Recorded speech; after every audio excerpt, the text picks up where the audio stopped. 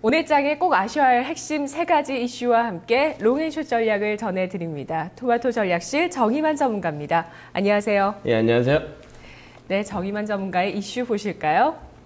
화면으로 3가지 확인하겠습니다.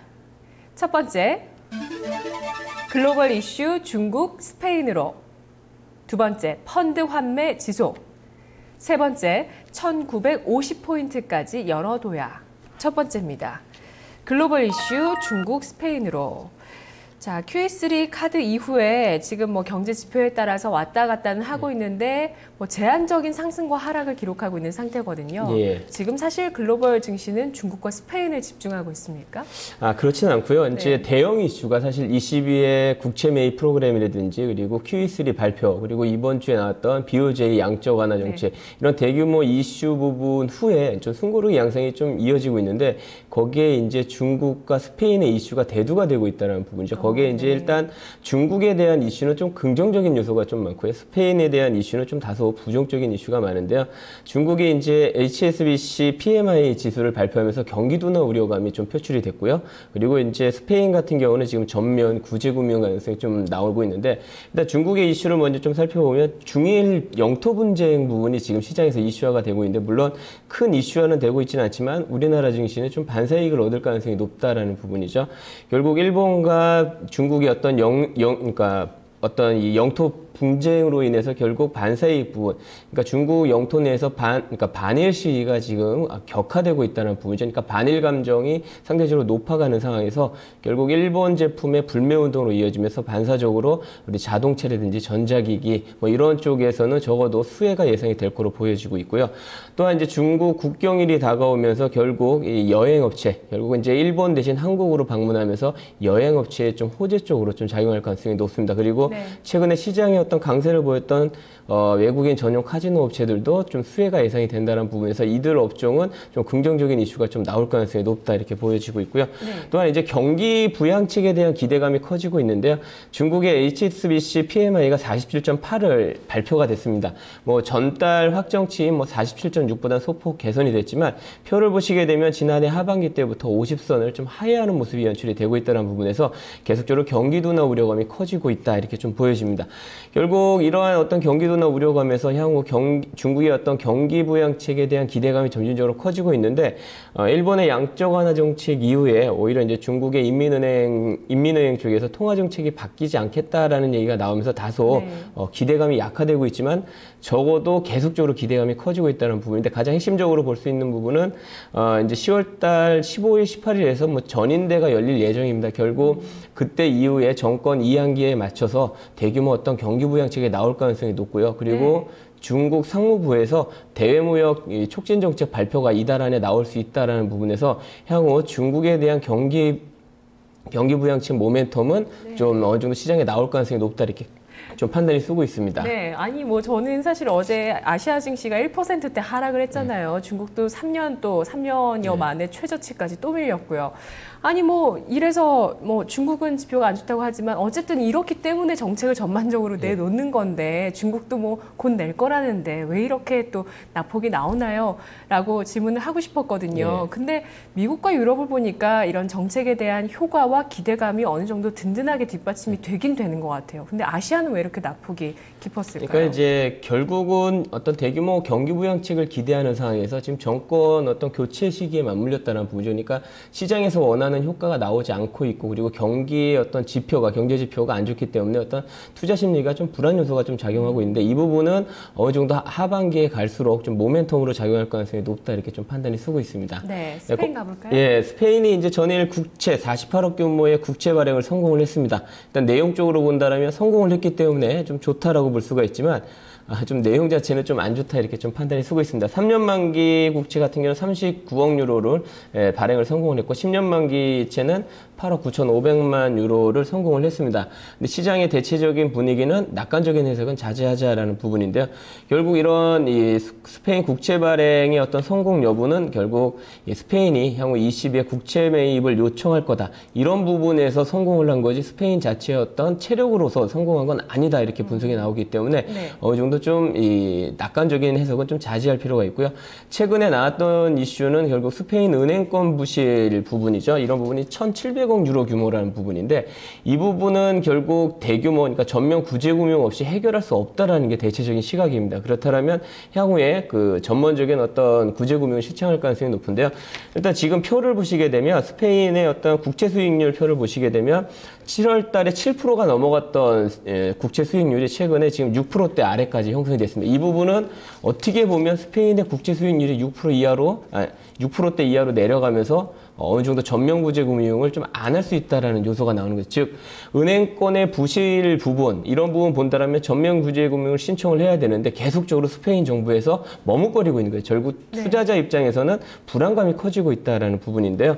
결국 향후 이제 스페인 입장에서는 ECB의 어떤 국채 매입을 요청을 할 때 결국 전제 조건이 긴축이 포함이 되기 때문에 결국 긴축을 포함한다라면 국민적인 저항이 나올 수밖에 없는 상황에서 결국 쉽게 좀 이 정책을 펼 수 없다라는 점. 그리고 21일 날 오늘이죠. 지방선거가 예정이 돼 있습니다. 결국 이런 어떤 표심을 잡기 위해서 선뜻 나서지 못했던 부분인데 이 지방선거 이후에는 스페인의 어떤 구제금융 이슈가 다시 시장에서 나올 수 있다는 부분이죠. 결국 글로벌 이슈는 이제 중국에서 이제 스페인 쪽으로 좀 넘어가면서 중국은 좀 긍정적인 모멘텀, 그리고 유로존의 어떤 스페인 문제는 다소 부정적인 요소로 작용할 수 있다는 점 좀 체크를 해보셔야 될 것 같습니다. 네, 스페인이 순조롭게 구제금융으로 가고 있지는 않지만 어깃장을 놓고 있지만 그래도 스페인의 전면 구제금융은 초읽기에 이미 들어갔다 이렇게 생각을 시장은 되나요? 대체적으로 거의 연말 안에 올해 안에 구제금융을 신청할 거다 이런 얘기가 좀 지속적으로 나오고 있기 때문에 시기의 문제지. 근데 이제 이런 부분이 계속적으로 딜레이가 되면 시장에서는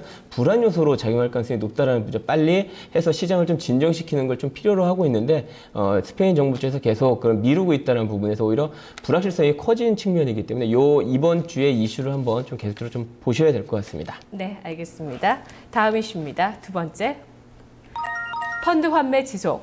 2,000포인트 갭으로 돌파한 이후에 투신 쪽에서의 매물이 눈에 띄죠. 네.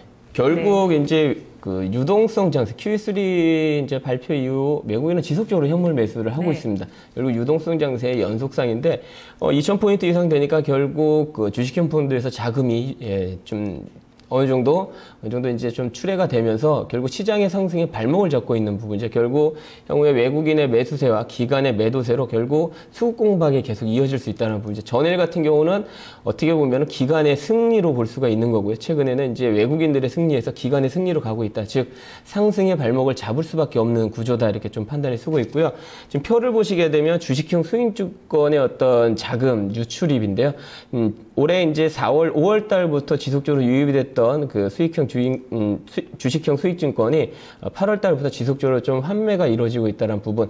결국 지금 최근에 그 일주일 동안 거의 1조 원 이상 자금이 유출이 됐다는 부분에서 향후 계속적으로 지수 상승의 발목을 잡을 가능성이 높다. 그러나 이런 부분은 어느 정도 예견이 돼 있었다는 부분이고 지수의 어떤 하락 요인이 아니기 때문에 결국 이런 부분이 좀 진정이 된다라면 어느 정도 조정 후에 재차 유동성 랠리가 가속화될 수 있다 이렇게 좀 판단하고 있습니다. 투신의 매물을 외국인이 소화해 내주는 과정이 필요한 거군요. 예, 결국 이 외국인의 순매수 부분인데요. 지금 9월 달 초부터 다시 주춤했던 외국인 순매수가 9월 중순부터 계속적으로 좀 강화되고 있다는 부분에서 외국인 순매수의 어떤 지속은 당분간 이어질 가능성, 그리고 가장 핵심적인 부분은 현재 외국계 자금이 유로존, 그러니까 영국계 자금에서 이제 미국계 자금에서 유입이 된다는 부분이죠. 결국 중장기 자금이 유입이 되고 있다는 부분에서 시장 자체는 유동성 랠리의 어떤 지속이 가능할 거로 보고 있습니다. 알겠습니다. 투신권의 매물에 따른 숨고르기는 당분간 좀 이어지겠지만은요, 외국인의 매수가 이길 거라는 분석입니다. 세 번째입니다.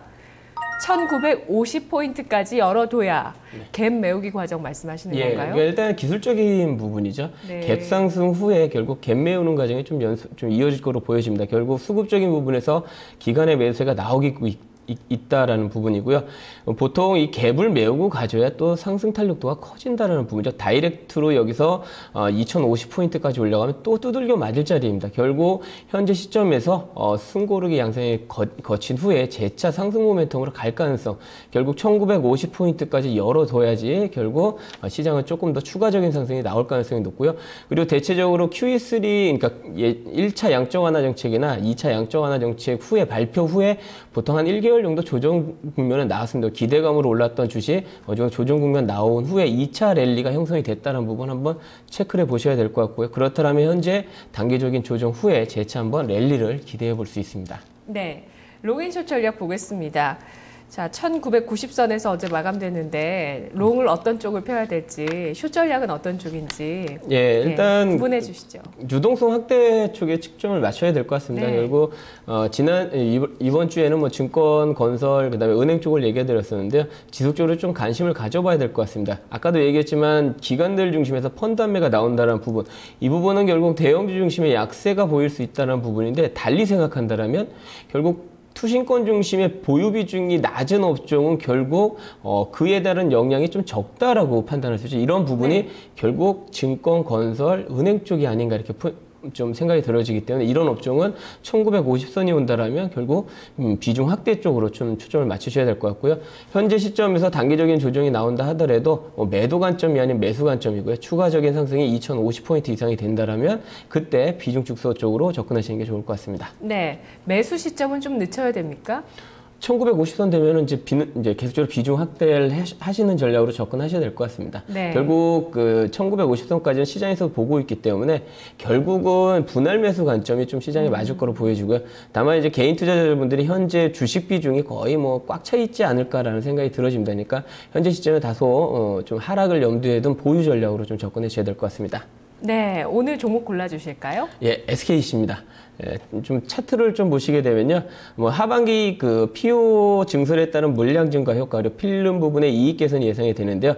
현재 제가 좀 추세선을 거는데 결국 추세선이 상승 추세로 형성이 되고 있다라는 부분이죠. 전일 좀 급락이 나오면서 상승 추세 하단에 좀 걸쳐지는 모습이 좀 연출이 되는데 이 부분이 또 121선이 위치한 선입니다. 그렇다면 현재 43,000원 전후에서는 지지될 공산이 크기 때문에 결국 43,000원 정도에 공략하시면 무리가 없을 거로 보여지고요.